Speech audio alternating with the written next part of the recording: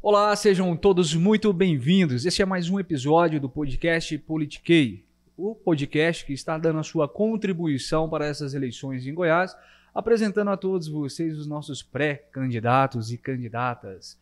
E hoje, aqui conosco, nós temos o prazer de receber ela, que faz um papel muito importante dentro do PSDB, atual deputada estadual e pré-candidata a deputada federal, Leda Borges. Leda, seja muito bem-vindo aqui no podcast Politiquei.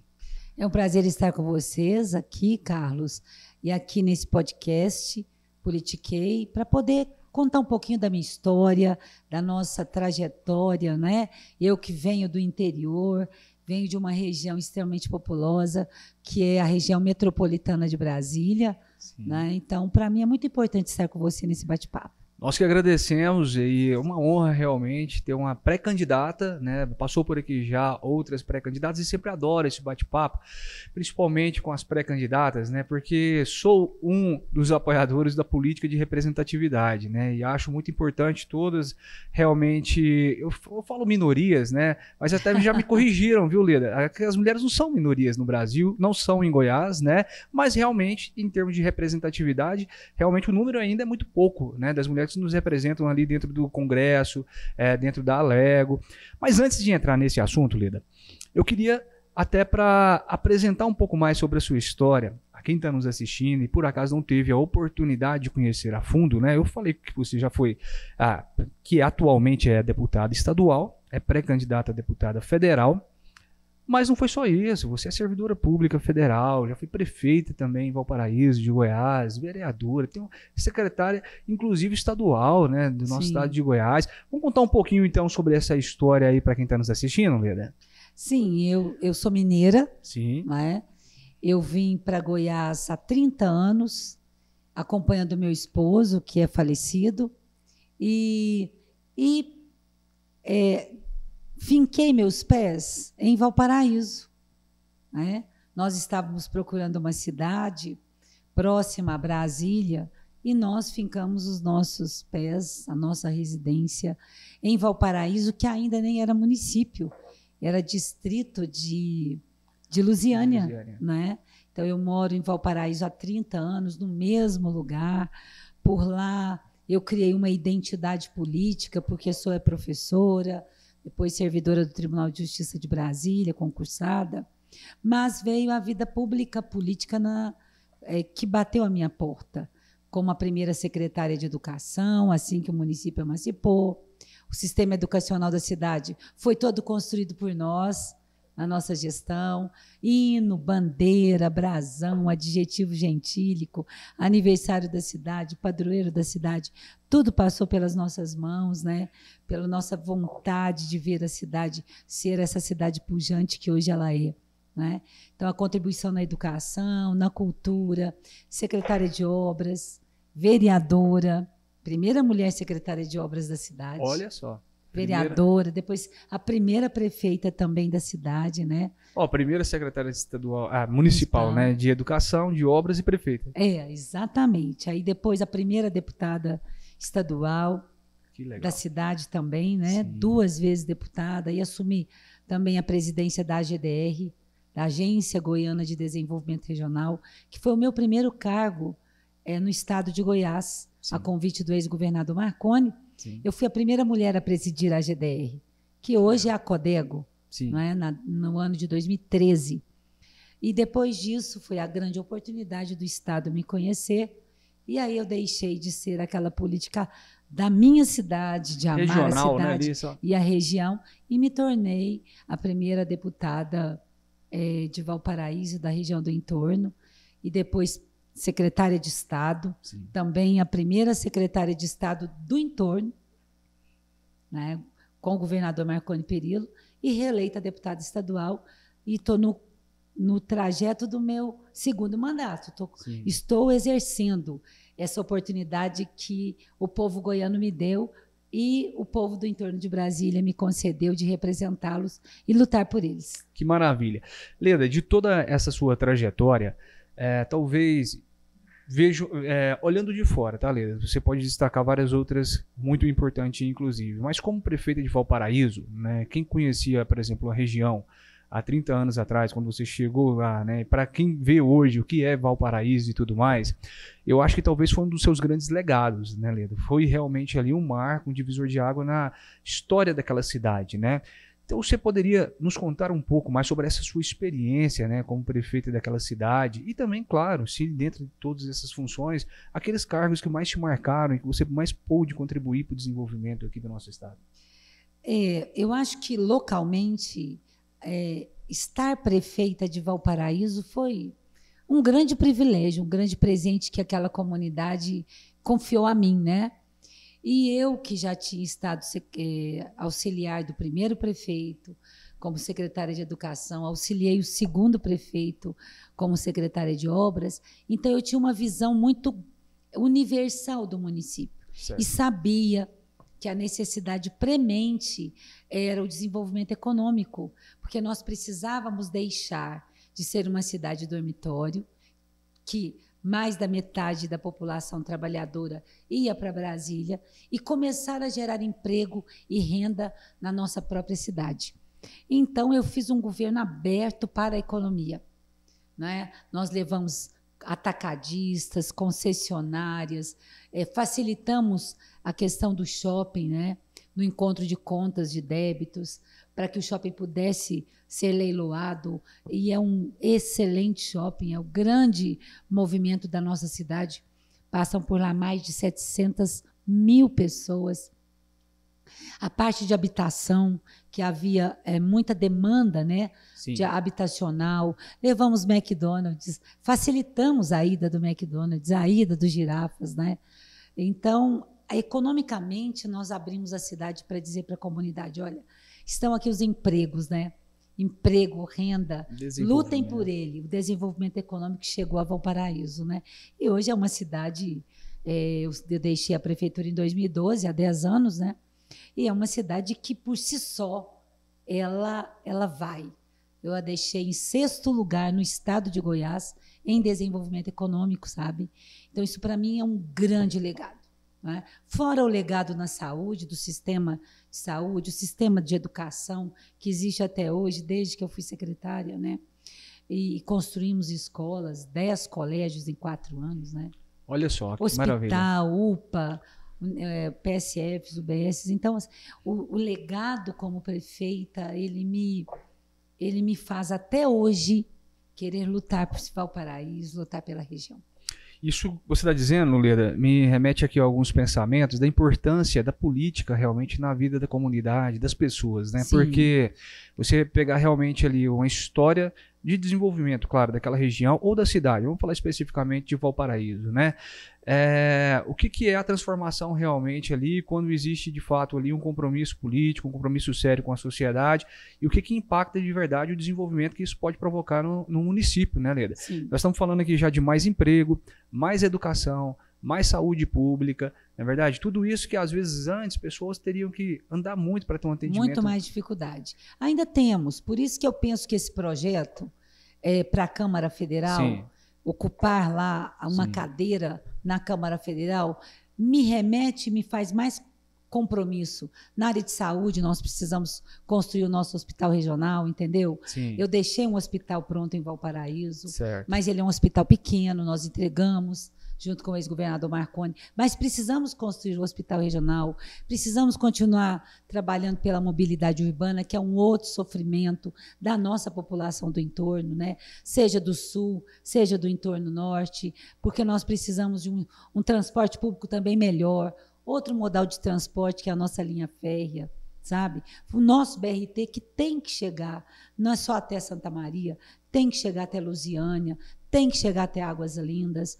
Então, assim, são ações estruturantes que, como deputada estadual, as emendas são muito menores e o poder é muito menor de articulação, de estar falando com o governo federal, não é? Nós temos essa distância do estadual ainda para o federal, que me faz desafios muito maiores, que eu preciso contribuir para que sejam solucionados como contribuir para o desenvolvimento econômico, para o local, com a saúde, com a educação, mas precisa muito mais. E esse muito mais é que me faz lutar, é que me faz buscar essa cadeira na Câmara Federal. Para a região como um todo agora, né?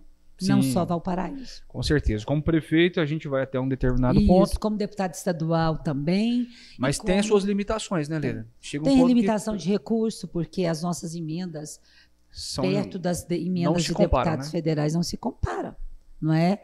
Claro que hoje são impositivas, mas o montante dos recursos são ínfimos perante o que um deputado federal tem. Não é? Além disso, toda a articulação com o governo federal, com os ministérios, para a busca de todas esses desafios que ainda faltam, a questão das águas pluviais que vêm de Brasília para o entorno sul. Sim. E a nossa cidade é a primeira a ser atingida e atinge de uma forma destruindo tudo. Precisamos encontrar todos os governos, o federal, o distrital e o nosso governo, sabe, para resolver definitivamente algumas questões que ainda se tornam prementes. Sim. Questão de asfaltamento de qualidade, não é? Do saneamento básico, concluir a questão do esgotamento sanitário. Então, são pontos que, para um deputado estadual, há um limite. Sim. Que a gente luta, mas há o nosso limite. Aí, lá no Congresso, esses limites são bem menores e que a gente tem certeza que, com o nosso compromisso, sabe, esse compromisso de luta. Sim. Com a região toda, com Valparaíso e toda a nossa região, eu tenho certeza que nós vamos ser vitoriosos com esses avanços necessários. Leda, é comum a gente ver também o desenvolvimento maior em determinadas regiões do estado, sim, né? De fora olhando, talvez eu imagine que sejam regiões que estão muito bem representadas politicamente, que tem realmente ali um político filho daquela terra, que sabe, que conhece as necessidades, né? Não só de maneira geral. Sou um deputado estadual ou federal, né? E vou mandar recursos para o estado inteiro para comprar ambulância, para fazer isso, aquilo, outro. Mas é diferente quando o político realmente é filho da terra, que conhece de verdade as necessidades que tem, né, Leda? E, enfim, enfrentou muitas dificuldades junto com a população para trazer recursos até aqui e tudo mais, né, Leda? Qual que é a importância? A pergunta seria essa. Qual que é a importância, no seu ponto de vista, Leda, dessas regiões, realmente, não só o entorno ali, né, a região metropolitana de Brasília, mas outras, né, se unir em prol de um projeto vitorioso realmente, ter representantes realmente ali daquela região que conhece de verdade, né, as suas necessidades para o desenvolvimento, de fato, daquela região ou daquela cidade, Leda? Olha, eu vou te dar um dado, por exemplo, Carlos, e a todos que acompanham esse podcast. Nós somos o segundo maior colégio eleitoral do estado de Goiás. Certo. Nós temos hoje 860 mil eleitores. A capital Goiânia tem 890 mil eleitores. Nós somos, portanto, eu creio que 1/3 do eleitorado goiano. Não é isso? 1/3. Nós precisamos, então, portanto, sermos 1/3 da atenção, né? Sim, para dos recursos, das obras, dos serviços, dos programas, no mínimo para essa região. E morar lá, como eu moro há 30 anos e fomos desbravando juntos, né? Nós, que eu digo, nós políticos e o povo junto, a população junta, fomos desbravando. Nós temos uma região que há cidades que são fortes, como Cristalina e Lusiânia, para o PIB do estado, em relação à produção de batata, de alho, como Cristalina, não é? Nós contribuímos muito para o PIB do estado. Tem uma participação muito grande, né? Muito efetiva.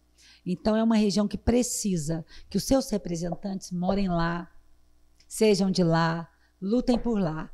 E como é que, com 17 cadeiras na Câmara Federal, nós precisaríamos ter 1/3 dessas cadeiras, não é isso? Com certeza. Quantas proporcionalmente, dariam? Né, seria isso, né? Quantas dariam? Então, seriam basicamente 6 cadeiras. Uma cadeira.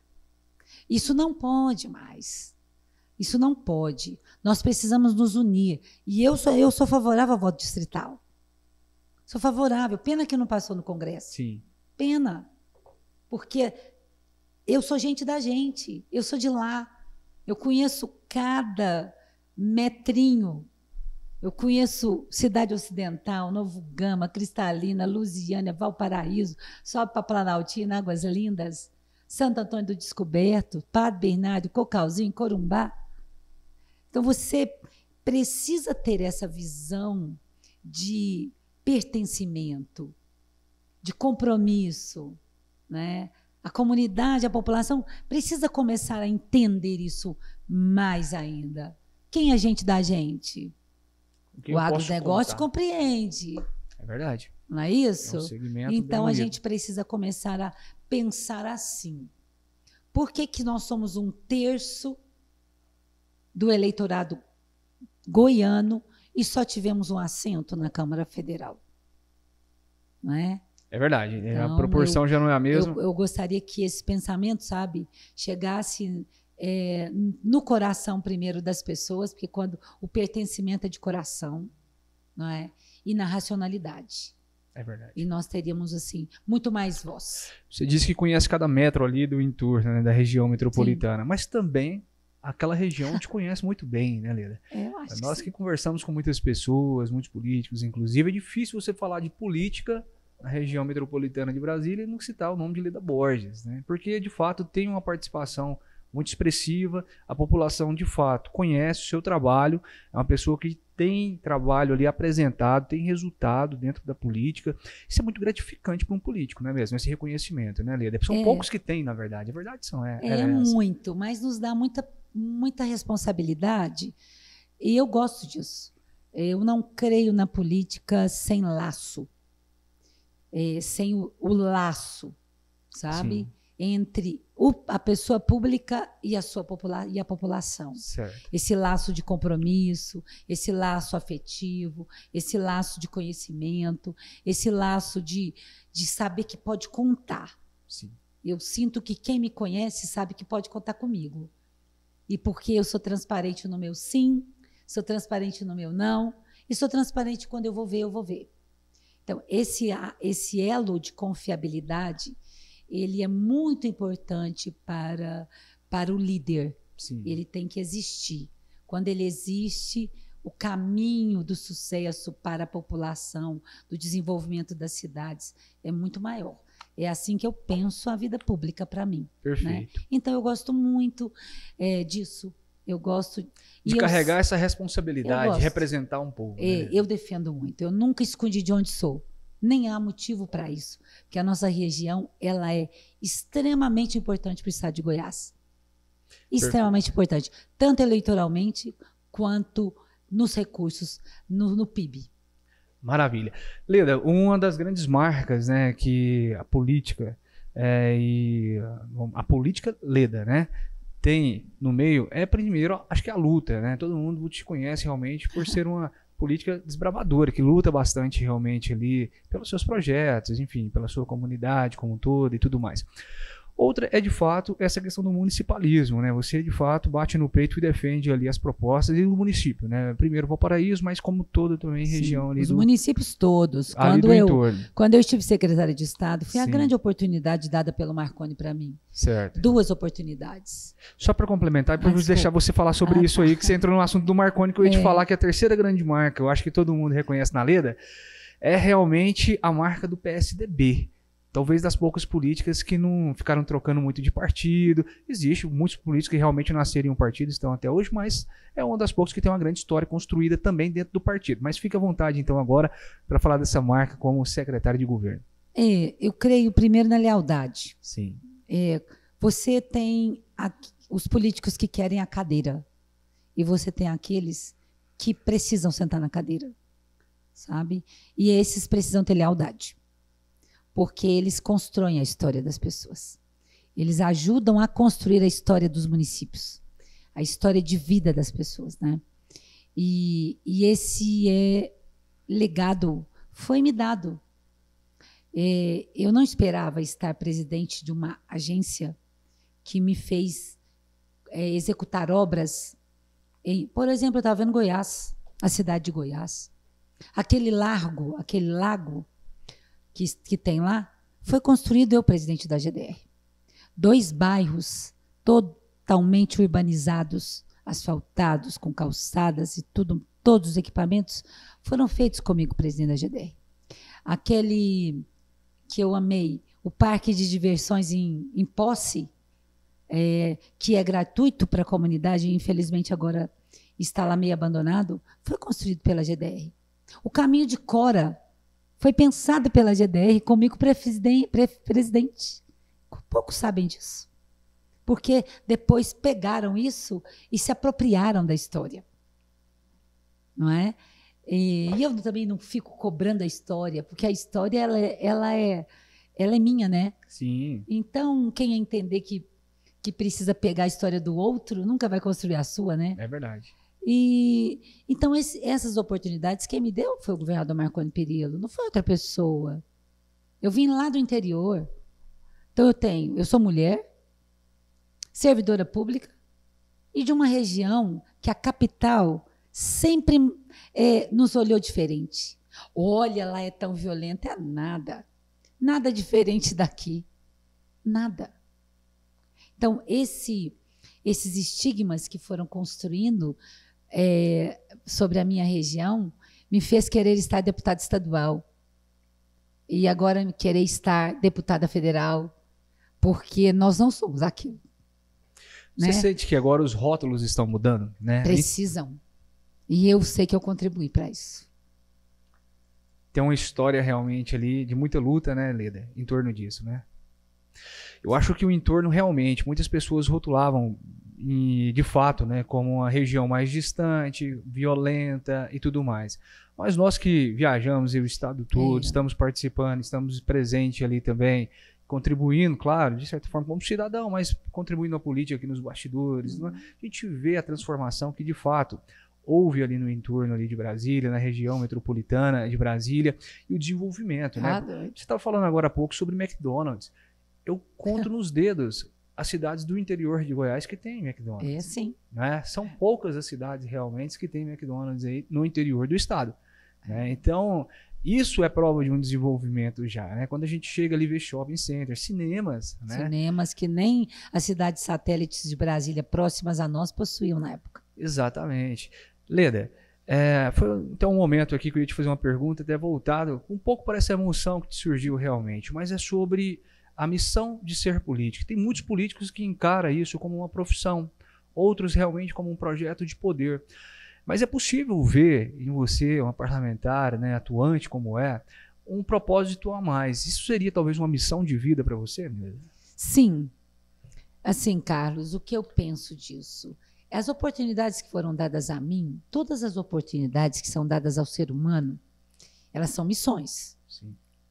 Não é? Você tem o livre-arbítrio. Ou você as cumpre com responsabilidade, com respeito, com seriedade, ou você só se aproveita da oportunidade dada a você.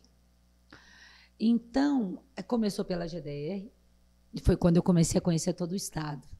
Foi a hora que abriu a porta, a Leda municipal para a Leda estadual. Não é? E foi a época que o governador Marconi colocou recurso na GDR. A GDR era apenas uma agência de articulação. Ela não executava obras.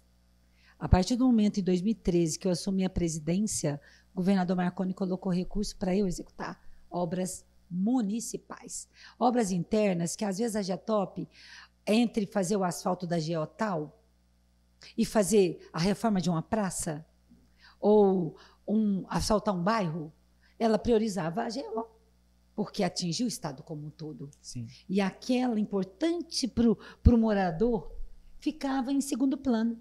Então, a GDR começou a cumprir este papel em 2013. E foi aí que eu comecei a percorrer o Estado como um todo. Sim. A segunda oportunidade, já deputada estadual, e de surpresa, porque eu não combinei nada com o governador Marconi. Olha, eu vou disputar a eleição desde que o senhor me deu uma secretaria. Eu não tenho isso comigo.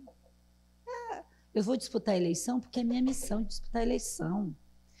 O político, O político que vê isso como missão, ele tem a obrigação de se colocar à disposição no pleito eleitoral.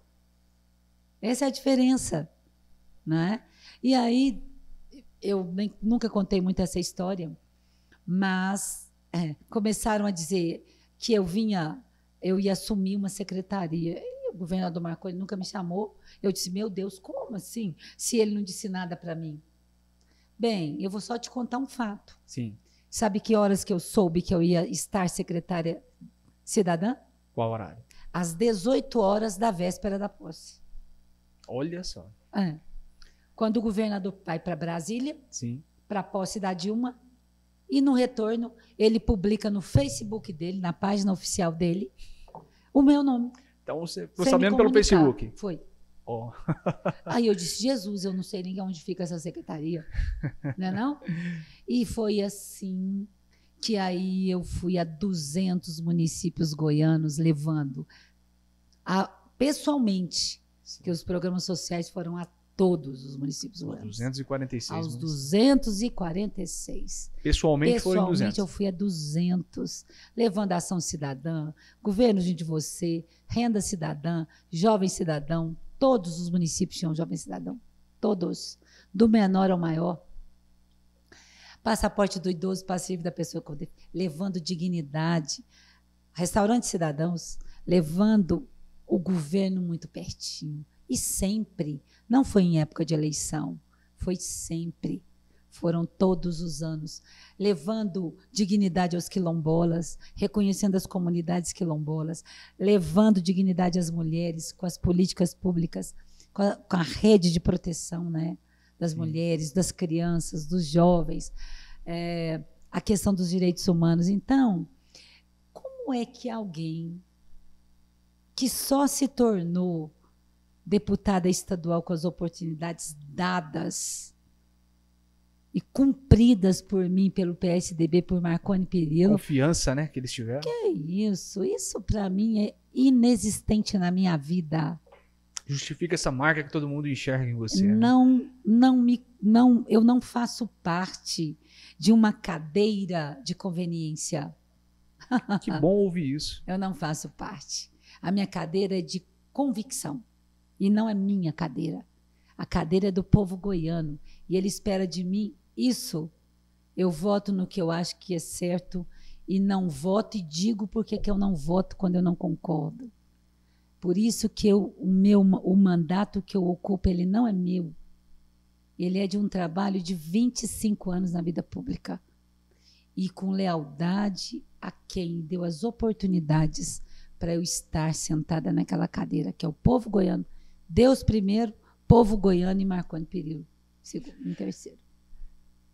A pergunta que eu vou te fazer agora, talvez seja a primeira vez que eu faço ela aqui no Politiquei, até porque, Lília, para respondê-la, eu acho que primeiro a pessoa de fato tem que ter 25 anos de história, né, de vida pública e tudo mais. Mas eu queria te perguntar honestamente, talvez uma pergunta até difícil para alguns políticos, né? Você se orgulha do que você construiu até aqui na vida pública? Você se orgulha do seu partido, nas gestões que tiveram frente, por exemplo, ao governo do estado de Goiás? Nos fala um pouco então sobre esse seu sentimento. É para você motivo de orgulho? Sua família se orgulha do que vê? Sempre.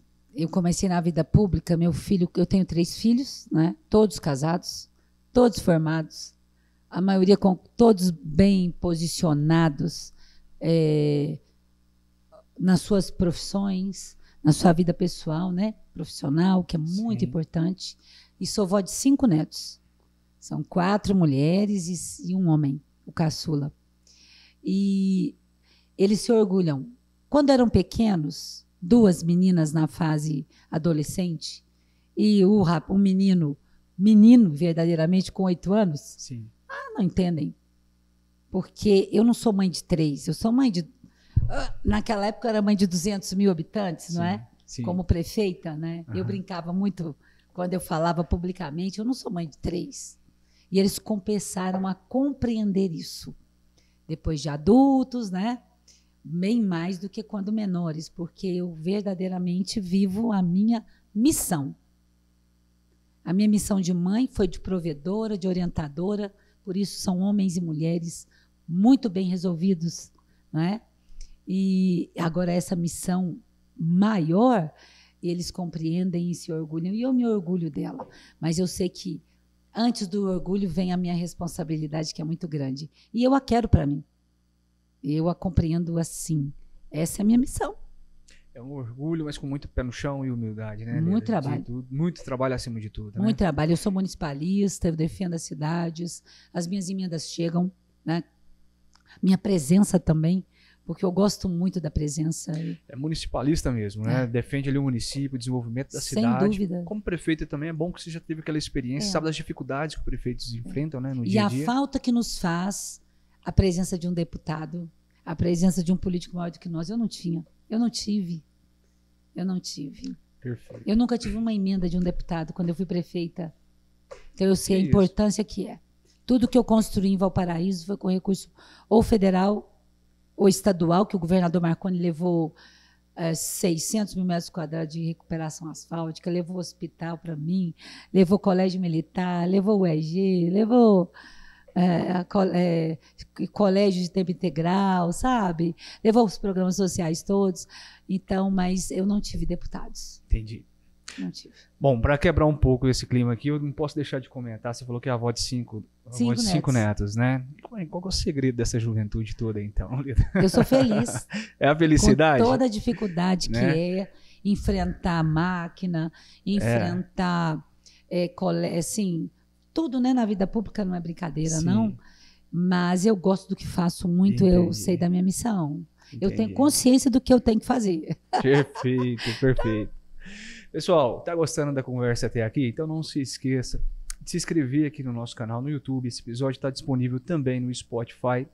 Então curta bastante, compartilhe aqui esse vídeo no grupo do WhatsApp com a família, com os amigos, para conhecer um pouco mais do perfil dela, que agora é pré-candidata a deputada federal, Leda Borges. Leda tem uma história realmente muito bonita na política e está ainda lutando, né, cada vez mais por mais espaço, por mais representatividade. Então, a proposta do Politique é essa: falar, apresentar a vocês aqui o perfil de cada um dos pré-candidatos, dos corajosos, das corajosas pré-candidatas que estão disputando esse pleito, né, Leda? Esse é um tema que eu gosto, porque você ainda se esqueceu de mais uma luta, Por favor. que é a luta da mulher, Ah, da representatividade feminina nos espaços de poder. sim. Então, assim, por exemplo, Sim. esse foi outra coisa que me levou a um desafio maior, sabe? Perfeito. Eu sou favorável ao percentual de cadeiras. Ah, mas vocês já evoluíram muito, 30% das candidatas, 30% do fundo. Do fundo. Não, nós precisamos dos 30% das cadeiras. Eu sou defensora da paridade. Por quê? E há um motivo científico para isso. Os nossos talentos são diferentes. Nós temos, como ser humano, nós temos pontos iguais. Sim. Inteligência, não é? Sim, É igual. com certeza. A Isso capacidade, é né? capacidade do ser humano. Sim. Os talentos que são diferentes. Perfeito. Né? Nós temos uma visão periférica de mundo. O homem tem uma visão única de mundo. Sim. Quando ele faz algo, ele faz algo. A mulher faz várias coisas. Sim. E a pouca representatividade da mulher nos espaços de poder com as cadeiras nos faz ter uma democracia frágil. Nos faz ter discussões frágeis. Nos faz defender projetos muito... a defesa da sociedade, a defesa da democracia, sem a paridade, ela é frágil. Então, eu sou favorável. É um dos pontos que eu quero chegar naquele congresso lá. Sim. E trabalhar as cadeiras. Porque há um PAPEC paradinha lá, dormindo lá. Que avançou até determinado ponto, né? E Mas agora, o número de cadeiras aí não. as cadeiras, né, meu amigo? Usar as mulheres para subir é facinho. Agora eu quero as cadeiras, não é? Sim. Então nós sentimos isso. E quanto mais é o nosso degrau de responsabilidade das cadeiras, mais a gente sente isso. Então, como vereadora existia, como prefeita existia violência política, Contra. como deputada existiu, e aí se você não se posiciona, não é? E diz, olha, pera lá, não é? Aqui nós temos que ter o respeito e a igualdade e a paridade. As coisas ficam muito desagradáveis. Portanto, eu tenho mania de convocar as mulheres. Nós não podemos hoje nos furtar da nossa missão. A mulher tem a missão da casa, a missão de gerar, a missão de trabalhar, de levar sustento. Ela é provedora da maioria dos lares brasileiros. Goiás deu um grande exemplo agora. A média nacional de eleitoras passou, o Brasil ficou em 53%, mas Goiás ficou em 54%. Já é a maioria. Então, nós demos uma resposta de 1% a mais do que a média, do que o percentual nacional. Sim. Então, nós mostramos o que agora? Que nós queremos votar. Só que nós temos que demonstrar que nós queremos ser votadas e eleitas. Nós não podemos mais, mulheres, nos furtar do nosso papel social. Nós já temos muitos papéis. Muitos. E somos competentes em todos eles. Somos vitoriosas em todos. E precisamos entender que nós temos que querer estar ocupando esses espaços de poder. Sem a nossa vontade também não vai haver sucesso. Então, parte de nós entendermos que essa é uma responsabilidade nossa. Sim. De mais essa missão. Mas mais. Esse é o nosso papel também social para o desenvolvimento do Brasil e do mundo. Eu faço um comentário que eu nem sei se ele assim, cientificamente, né? Mas enquanto a Michelle Bachelet ficou sentada naquela posição que ela tinha, não houve guerra. E hoje tem uma guerra de um homem só. Leda, muito bom esse tema. Inclusive, todas as nossas convidadas aqui no Politique, nós costumamos sempre ter esse debate, né? E queria também repetir a você a mesma pergunta que eu faço a todas. Talvez você vai ter até mais autoridade na resposta por estar vivendo nesse mundo político há muitos anos. Mas esse cenário, nesse mundo político realmente, ele, no seu ponto de vista, é machista ou não? E segunda pergunta está convocando as mulheres a participar mais ativamente do pleito, né? Disputar o voto, vamos dizer assim, certo? No seu ponto de vista, o porquê que hoje não existe uma presença maior da mulher disputando o voto aqui nesse cenário político? Realmente elas se sentem com falta de coragem de ir para a disputa ou não? O sistema em si blinda muito realmente ou talvez oferece poucas oportunidades para quem quer participar? Primeira pergunta eu te respondo. Nós temos um sistema machista. Né? Nós temos um sistema machista. Os partidos raramente são presididos por mulheres. Raramente. São pouquíssimas mulheres que são presidentes partidárias. O diretório, a executiva. Aliás, o PSDB foi o que deu o pontapé dos 30% do fundo eleitoral. Foi o primeiro partido que decidiu, mesmo antes de estar na Constituição, hoje é obrigatório, né? Sim. Foi votado o ano passado. Foi o primeiro partido que disse, não, nós temos que ter. Se nós temos uma cota de candidatas, nós vamos ter a cota de fundo. E agora tem que ter a cota de cadeira. Sim. Ora, se não se entendeu até hoje assim, nós temos que ter essa imposição momentânea até a cultura mudar. Então, é uma cultura machista, sim. Sabe? Está aí o exemplo. Em Goiás, nós já tivemos 7 cadeiras ocupadas por mulheres. Há 17 anos, nós tínhamos 7 cadeiras. Hoje, nós temos apenas 2 cadeiras de deputadas reeleitas. Portanto, nenhuma nova. Nenhuma mulher alçou esse voo pela primeira vez. Não é? E isso é grave, muito grave. Então, o sistema é machista. Segunda pergunta que você me fez é acerca de por que eu penso que tem poucas mulheres. Não, nós temos muitas disputando. Infelizmente, ainda muitas sendo usadas. Então, para não serem usadas, tem que partir a vontade dela. Ela precisa querer ter mais esta missão na vida dela e lutar pelo espaço. Ninguém nos dá espaço. Espaço de lugar nenhum, nem na iniciativa privada, nem na vida pública, nos concursos, nas academias, nas faculdades. Por que seria? Não. Tem que haver luta. Eu detesto vitimização. Eu luto como um homem, já que é para lutar. As capacidades são as mesmas. As mesmas, a inteligência é a mesma. E a emocional nossa ainda é mais aguçada. Nós ainda temos pontos mais positivos, que são os talentos maiores, pela inteligência emocional. Então, assim, eu creio muito nisso.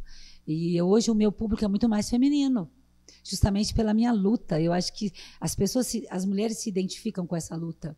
E eu faço questão de mostrar. Eu não choro. Eu vou à luta. Eu não me vitimizo. Eu vou à luta. Entendeu? Perfeito. Então, eu acho que falta isso também.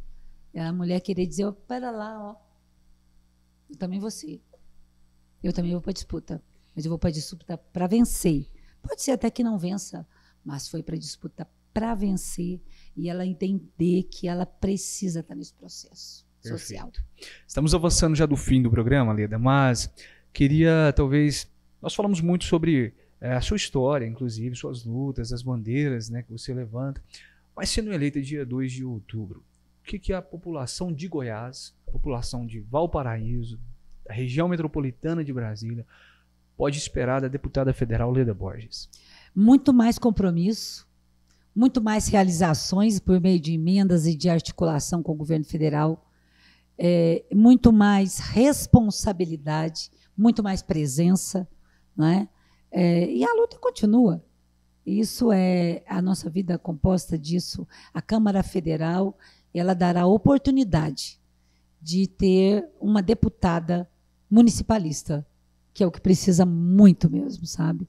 Que nós resolvamos problemas dos municípios por meio do governo federal, das emendas, da presença, das lutas.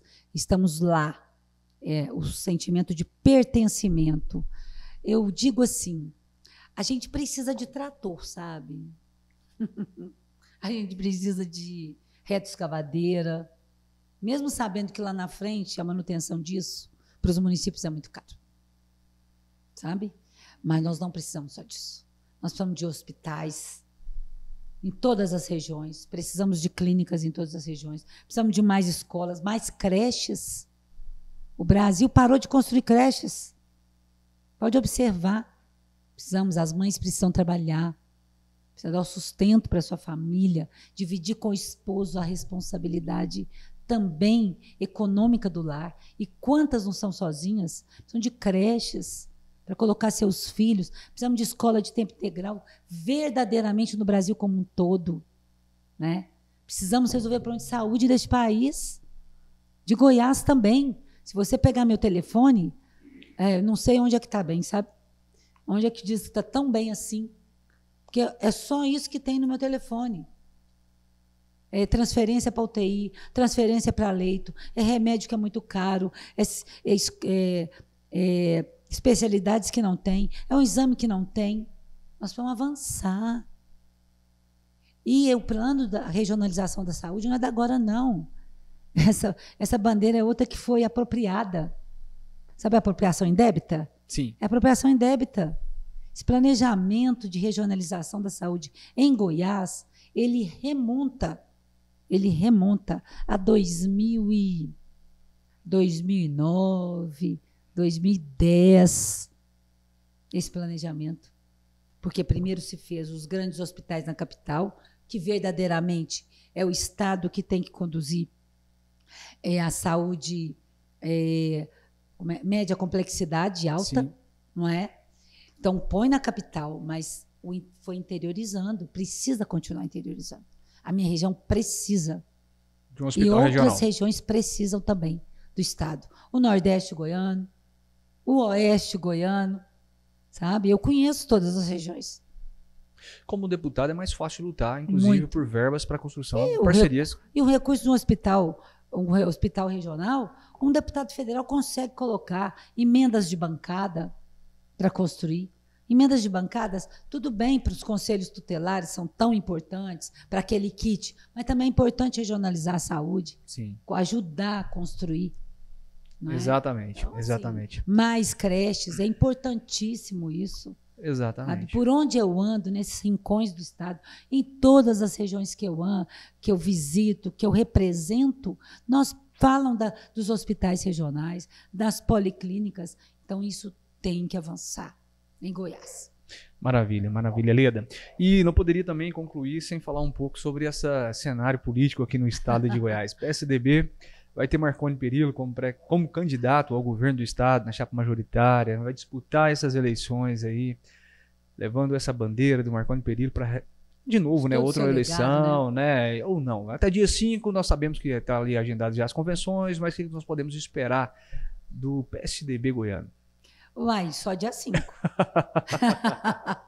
Só dia 5 nós vamos saber, ter certeza disso aí. Você sabe que as convenções, que todas as articulações, elas vão até o último minuto do dia 5. É verdade. Até por isso que está marcado para o dia 5, né, Leda? Exatamente. Para ter condições de projetar um futuro aí para o partido. O que o PSDB definir é o que eu vou estar... Um soldado fiel. Sou. Escrevi igualzinho essa palavra. É mesmo? Escrevi outro dia. É isso aí, eu sou um soldado. E por onde o partido decidir andar, então, poderá contar com o apoio de Leda Moraes? Eu sou um soldado, né? Eu só tenho muita dificuldade na questão, hoje, da discussão nacional desse país, né? Muito polarizada. Sim. E o meu partido sabe das minhas preocupações, sim, do que eu penso, né? Então, mas as decisões do governador Marconi, que é o nosso líder, né? Vão sim, ser tomadas e o partido vai acatá-las, né? Perfeito. Leda, então, realmente agora estamos nos aproximando aqui do fim. Quero agradecer a você que está nos assistindo até agora. Muito obrigado pela sua audiência. Mas antes de encerrar, queria que você, se dirigindo ao teu público que está te assistindo nesse momento, né? Falo isso a todos, né? Você não pode nesse momento pedir o seu voto, mas pode pedir o apoio, né? Então fique à vontade para se despedir de todo mundo, Leda. E foi um prazer estar contigo aqui fazendo esse programa. Eu que agradeço a oportunidade. Ficou uma dúvida, sabe, Carlos, antes das considerações finais? Por favor, então, vamos lá. Hoje não, faz tempo que às vezes lá na minha cidade fala, não, o PSDB é um partido de esquerda. Não, o PSDB não é um partido de esquerda. O PSDB é um partido de centro. O PSDB é um partido de centro, da social-democracia. Isso é importante que fique claro. O PSDB ele não é direita e ele não é esquerda. O PSDB é um partido de centro, um partido que foi extremamente equilibrado para equilibrar a economia deste país com o Fernando Henrique. Foi extremamente equilibrado para trazer desenvolvimento social a este país com o Fernando Henrique. Então, isso tem essas conversas, não vou votar no 45 que é de esquerda. Quem fala um negócio desse não sabe nem o que está falando. Me desculpa, viu? Você que nos assiste. Tem que ficar muito claro isso, sabe? E, então, por isso, essa nossa dificuldade na nível nacional, porque o PSDB não lançou candidato e agora não será mais vice da Tebet. Foi a decisão do Tasso Gereissati de não ser vice da Tebet. Sim. E que é uma pena que nem o partido da Tebet está unido a ela, só porque é mulher. Exatamente. Então, isso é outra coisa que eu queria ter comentado com vocês. Então, vamos comentar sobre isso, né? Porque é um cenário nacional realmente, não tem o MDB todo unido em torno da candidatura dela. Quando eu vejo o Senado, o líder do MDB do Senado declarando apoio a outro, o líder da Câmara Federal, do partido na Câmara, declarando apoio. Porque ela é mulher, a gente só tem que ganhar. Simone Tebet é uma mulher extremamente preparada. Foi fundamental na CPI da Covid. Foi extremamente bem posicionada com as suas convicções, com as suas perguntas, com a sua postura. Não é? Infelizmente, mas é mulher. Então, isso no país precisa ter uma alteração, porque, assim, às vezes as mulheres, quando chegam ao poder, elas são filhas de alguém, netas de alguém, mulher de alguém, entendeu? Sim. Aqui no Brasil é assim. Poucas chegaram a ser filha de... Eu falo muito isso. Eu teria perguntado, falei assim, pois eu não tenho... Eu sou desgarrada, porque eu nem tenho família aqui no Goiás. Teve que desbravar sozinha, eu não tenho parentes. Sabe, eu não sou filha de ninguém. Eu brigo ainda assim. Eu não sou filha de ninguém. Eu sou filha do povo. Foi o povo que me deu a oportunidade de estar política, né? Sim. Então eu não sou filha de ninguém. Isso tem que acabar também. Não que as filhas de alguém não sejam competentes, são também, mas as filhas de ninguém também são. Exatamente. E isso tem que acabar no país, sabe? E aí, a houve política esse de imbróglio. conveniência, que você Há uma falou agora há política. pouco. Nossa, a cada dia que passa, a política de conveniência está tomando de conta do Brasil, uai. Então, isso é grave também. Né? Isso é muito ruim, porque nós precisamos ter uma política de convicção e de respeito ao povo, de respeito à democracia. Né? A conveniência ela não é boa. Inclusive, você falando de polarização, é o grande mal realmente do debate político, né? É o que destrói com o diálogo, né? Política tem que ser construída com base realmente na democracia, no diálogo, né? E não na conveniência. E não na conveniência, né? E, enfim, a polarização destrói com isso, a conveniência destrói com isso. Acho. E o que estão fazendo talvez aqui com o projeto da Simone é basicamente isso também, né? E isso me incomoda muito, sabe? Isso me incomoda sobremaneira. Portanto, eu queria fazer esse adendo sobre o meu partido, porque as pessoas, para às vezes prejudicar você, elas começam com essa história. Definitivamente, PSDB não é um partido de esquerda. PSDB é um partido de centro, que trouxe equilíbrio econômico para o país, trouxe as políticas sociais para o país, desenvolveu o humano e as divisas internacionais do país, com uma extrema convergência internacional. É só ver a história, né? Sim. E pena que o Brasil não tem história, sim, né? E isso agrava os nossos problemas lá na ponta de quem está passando fome. 33 milhões de brasileiros, 34 milhões de brasileiros. Que é um problema atual. Que esse é o desemprego, a fome, as altas taxas de tributária e a fome. Que o desemprego gera fome, leva à criminalidade, ao desespero das famílias. Isso é triste. Isso é inaceitável num país continental como o Brasil, com tantas riquezas.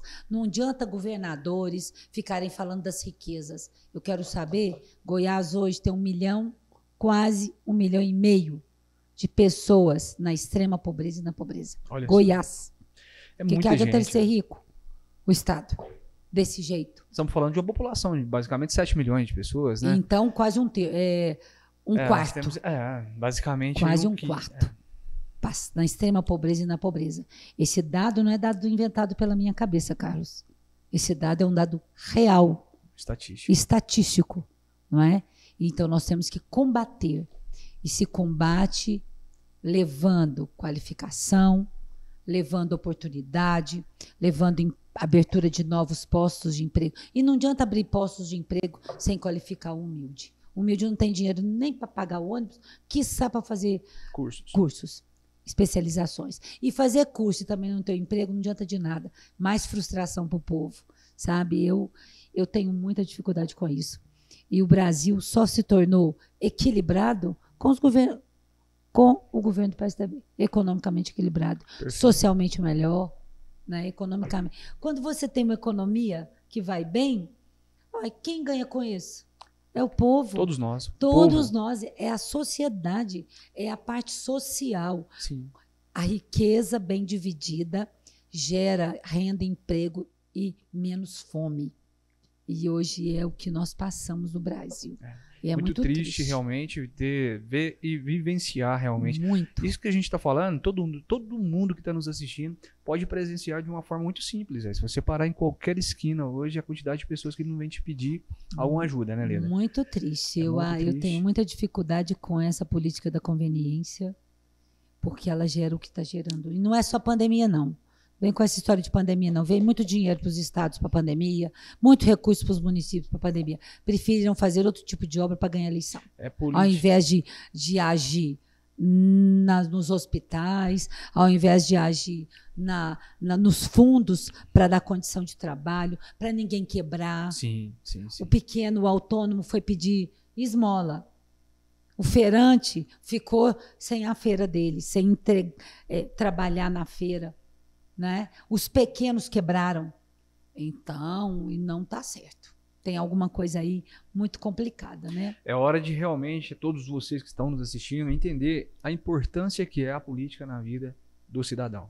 né? Tudo isso que às vezes nós estamos passando de dificuldade, talvez a maioria, né, dessas dificuldades que passamos é por decisões políticas, né, por conveniências. E omissão. E omissão política. É verdade, né, Leda? Eu digo muito, quando eu faço as minhas reuniões, eu gosto de conversar, eu digo muito, sabe, para as pessoas. E o meu público é um público bem sofrido, sabe? Sim. Bem sofrido. E eu digo sempre, mas todo político é igual. Pois precisa dar oportunidades. E se eu sou eleitora, uai. Sim. Antes de eu estar sentada numa cadeira que é do povo, eu voto. E eu digo sempre, não deixem de votar. Mas tudo é igual. Vote. E se te decepcionar, mude. Vote em outro. É isso. A omissão está fazendo isso com o país. Exatamente. Tem que votar. Tem que exercer o dever. A votar é um dever cidadão. Sabe? Sim. Agora, o dever do outro em quem você votou, de não aí é dever trabalhar. Exato. Aí é dever cumprir. Aí é dever prestar contas do mandato ou do governo, seja onde legislativo, executivo, onde for. Mas os dois são deveres. Ir para a urna e trabalhar para o povo. São deveres, gente. É verdade. Na verdade, o nosso voto pode fazer diferença, mas a omissão dele pode realmente fazer diferença nenhuma e continuar tudo como é que está. Então, nessas considerações finais, sim, o que eu digo é, agradeço a oportunidade de poder ser eu. Eu não entendo isso. Às vezes as pessoas falam, não, mas eu sou assim, eu sou obrigado, porque ninguém é obrigado a nada. Eu sou a mesma aqui, dentro da minha casa, sim, lá no mandato. Você é o mesmo. Uai. É seus valores éticos, morais não podem mudar porque você mudou de cadeira. Uai. Isso é verdade. Não é não? Então, assim, eu agradeço a oportunidade de poder mostrar quem sou eu, a Leda, que momentaneamente exerce uma missão político-partidária. Ocupa uma cadeira que é do povo. Eu só estou lá. Eu não sou. Não é? Então, eu agradeço essa oportunidade que foi me dada aqui por você, Carlos, e no Politiquei, né? É uma oportunidade ímpar na minha vida. Agradeço a todos que estão tendo a paciência de nos ouvir nesse bate-papo, né? Sim. Onde eu me coloco mesmo verdadeiramente como pessoa e pessoa pública, né? E dizer que olhem lá o nosso Instagram, olhem o nosso trabalho como parlamentar, né? Sim. Os projetos foram apresentados, as emendas destinadas, as nossas lutas em prol da educação, dos servidores públicos, dos aposentados que estão massacrados, sabe? Então, essas lutas, até a questão essa questão mesmo da Saneago, sim, que eu lutei muito para que aquele marco regulatório não passasse, sabe? Muito a nível nacional. Não gostaria, mas passou, né? Então, é isso. Convidá-los para ver a nossa página no Facebook, sim, ver a minha vida como ela é normal, né? No Instagram, sim, e por aí afora. E agradecer a você mais uma vez por estar aqui com vocês. Muito obrigado a você por atender tão prontamente o nosso convite, participar desse debate, enriquecer esse debate da política, né, com muitas ideias, propostas, com a sua história, inclusive. Então, de coração, muito obrigado mesmo. Faço votos de sucesso nessa sua nova caminhada, né, e que se continue por muitos e muitos anos ainda essa caminhada na vida pública, porque precisamos cada vez mais de políticos com missão, né, e não que veja realmente a política como uma profissão, né, Leda? Então, que Deus te abençoe muito mesmo. Faço mais uma vez votos de sucesso agora como pré-candidata a deputada federal pelo PSDB de Goiás. A você que está nos assistindo até agora, muitíssimo obrigado pela sua audiência. As redes sociais da Leda vai estar aparecendo aqui para vocês. Acompanhe, vamos participar do debate e não esqueça de compartilhar, deixar o seu comentário, o seu like, inscrever em nosso canal, ouvir também ali no Spotify, que esse episódio vai estar disponível. Muito obrigado aí pela paciência, pela audiência. Estamos juntos, fique atento aí aos próximos episódios. Tchau!